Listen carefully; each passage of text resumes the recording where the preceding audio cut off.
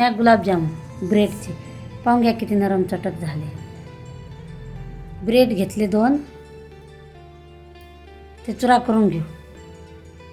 सर्व दोन्ही पण मिक्सरच्या भांड्यामध्ये टाकून चांगले बारीक काढून घेऊ. गुलाबजामुनसाठी पीठ ब्रेडचं. सबस्क्राईब करा, लाईक करा.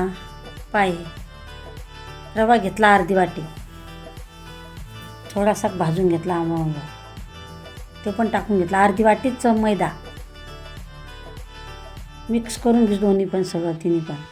दुधाची शाई घेतली, थोडीशीच होती. पूर्ण दुधात भिजवायचं. 5 मिनटं भिजू द्यायचा आहे उंडा बनवून ठेवून. इकडे पाक बनवू आपण. 2 वाट्या साखर घेतली, 1.5 वाटी पाणी घेतलं.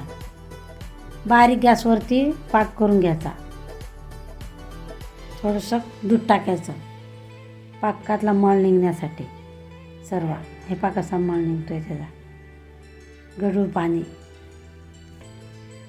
पाक झाला की त्यात कलर टाकून घेऊ. तुमच्याकडे केसर असलं केसर टाकून घ्या. हे आपला पाक झाला तयार. गुलाबजामुन बनवून घेऊ.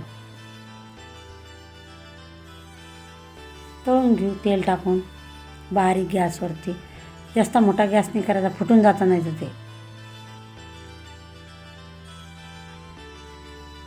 चांगले तळून घेतले की खाण्यासाठी तयार गुलाबजामुन.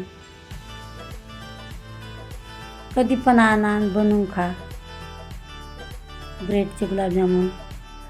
इलायची घेतली आणि बारीक करून पाकामध्ये सोडून दिली. हे गुलाबजामुन तळून झाले, त्यात टाकून घेऊ. सर्व करू खाण्यासाठी